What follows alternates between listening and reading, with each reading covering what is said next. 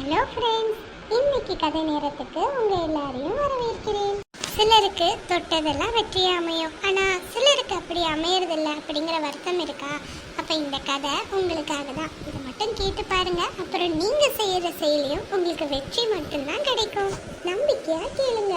ராஜா தன்னுடைய படைபலத்தோட போர்க்களத்தில் இருந்தார். அப்போது அவருடைய தலைமை தளபதிக்கு அந்த எதிரி நாட்டு படையை பார்த்து ஒரு பயம் வந்துடுச்சு. நம்ம இந்த போரில் ஜெயிப்போமா மாட்டோமா அப்படின்னு அவ்வளோ ஒரு பயம் வந்துடுச்சு.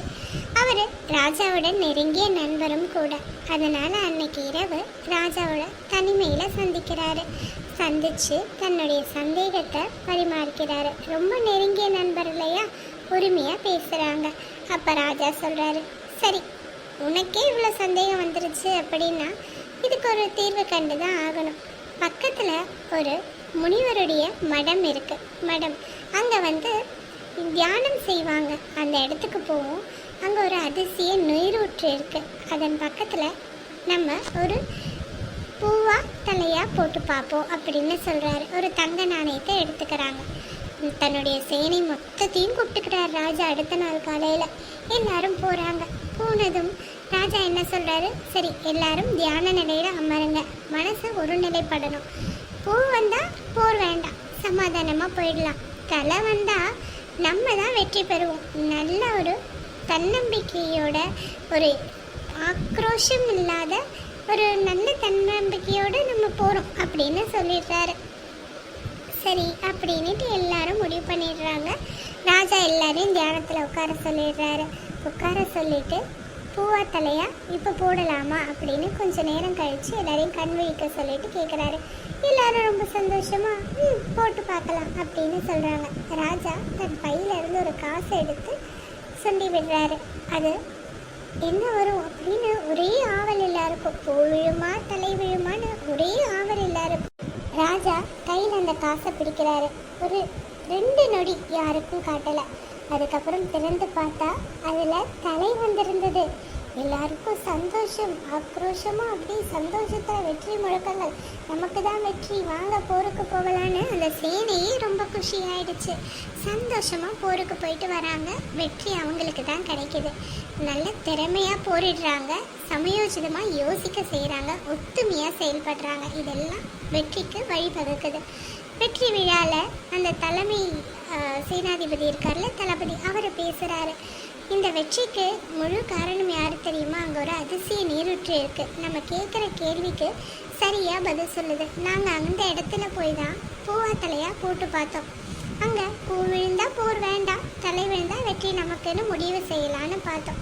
அதே மாதிரி அங்கே தலை விழுந்தது. இப்போ நம்ம வெற்றி கொண்டாட்டத்தில் இருக்கோம் நண்பர்களே அப்படின்னு சொல்லிட்டு தோழர்கள் எல்லாருக்கூடையும் சந்தோஷமாக வெற்றி கொண்டாடுறாங்க. கொஞ்ச நேரம் போச்சு. இப்போ ராஜா பேச வராரு. ராஜா சொல்கிறாரு, நண்பர்களே, இந்த வெற்றிக்கு காரணமான நாணயத்தை நான் தலைமை சேனாதிபதி கிட்ட காட்ட விரும்புகிறேன் அப்படின்னு அந்த நாணயத்தை அவர்கிட்ட கொடுக்குறாரு. இதை பார்த்த சேனாதிபதிக்கு ஆச்சரியமாயிடுச்சு. ஏன்னா 2 பக்கம் இருந்ததும் தலைகள் தான், பூ இல்லை. ஆமாம், 2 நாணயங்களை ஒன்றாக இணைச்சு ராஜா இதை செயல்படுத்தியிருக்காரு. நண்பர்களே, இதில் இருந்து நம்ம என்ன தெரிஞ்சுக்கணும் அப்படின்னா, ராஜா மற்றவங்களுக்கு என்ன சொன்னாரோ அதே கருத்தை தான். நம்மளுடைய வெற்றியோ தோல்வியோ நம்ம ஒரு செயலை செய்கிறோம் அப்படின்னா அதில் முழு நம்பிக்கை முதல்ல நமக்கு இருக்கணும். நம்ம மேலே இருக்க நம்பிக்கை, நம்ம செயல் மேலே இருக்க நம்பிக்கை, அதை பற்றின நேர்மறையான எண்ணங்களோடு நம்ம செயல்பட்டால் வெற்றி நமக்கு தான். அதை விட்டுட்டு குழப்பமான மனநிலையில் இருந்தால் சரியான முடிவுகளையும் எடுக்க முடியாது, அதோடைய முடிவு எப்படி இருக்குன்னு சொல்ல முடியாது அப்படின்னு சொன்னார்.